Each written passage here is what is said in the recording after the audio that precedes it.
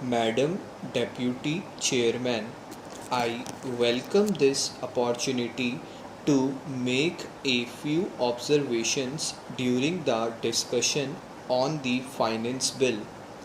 At this stage, therefore, it is better to use this opportunity to make a survey of the economic situation and find out what the present condition of the people is, whether they are satisfied, and if they are not satisfied, what the reasons are.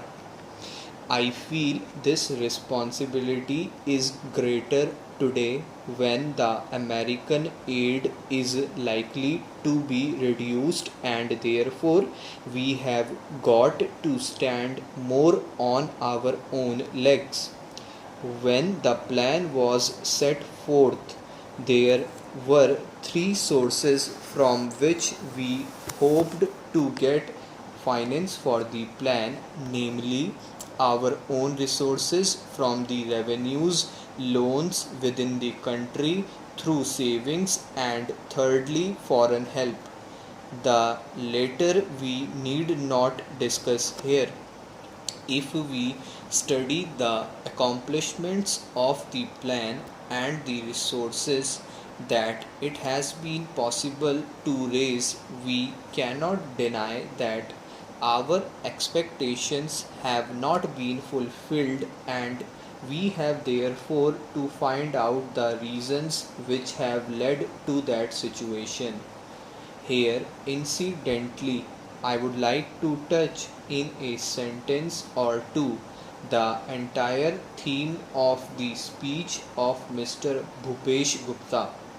It is very easy to say this should be done or this could have been done from the opposition point of view, but I would like to ask him a question and he can reply to it later in some other speech, whether in Russia it would be possible for anybody not in the debate in the parliament but even outside to utter a single sentence against the government policy.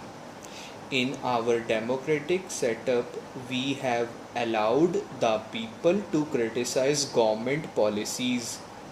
Even as Congress people, we are free to criticize the policies of the government, but the point is whether the doubts raised in the minds of the public by the people in the opposition who show their loyalty to a different setup would be conducive to create the enthusiasm that is necessary and the inspiration that is necessary to give their very best to fulfill the target of the plan. This planned economy is really not a thing that will go successfully hand in hand with a democratic setup unless some other things are there, and they are the inculcation of a national spirit, giving of proper national education to develop a national outlook. Unless these things are done as they are in other countries like England, unless that type of spirit is created in the country by all the people of all types of views not being allowed to create differences and doubts in the minds of the people, we cannot in a democratic setup have the success which we want, and we cannot fulfill our promises to the people. Without going further into that aspect which really came to my mind as a result of the long speech of Mr. Bhupesh Gupta, I would like to make a few suggestions so that a proper attitude towards giving of one's best to the plan and to raise the national economy can be developed. I would like to make three or four points. Firstly, we have to see that we take steps to check corruption at any level, whether it is among the people in the public sector or among the officials. Then we have also to see that we give a proper type of education, rouse a proper spirit of service. We must also check the trends for inflation and also lay stress on the austerity so that the people will feel that there is something at stake. I would not like to take much time of the house.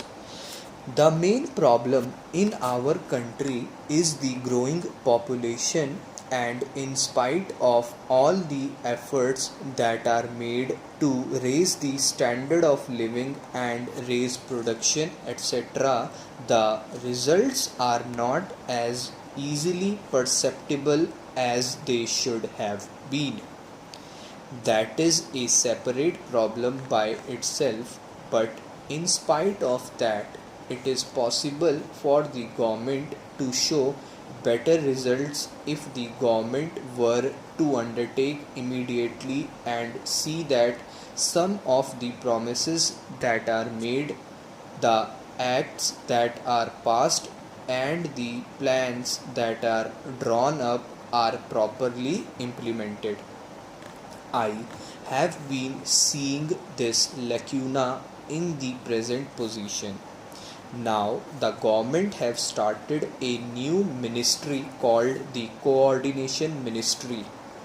It was very necessary because the plans of the different ministries sometimes were likely to go contrary to each other's aims. I do not want to go into details. For instance, take the question of the promotion of export. A commodity may be exported, but the price of that commodity in the country to the consumer may go on rising. Who is to see to that? Take tea for example. It had to be exported, and nobody was there to see whether there was enough tea for consumption in the country and what was the price at which it was available to the consumer in the past.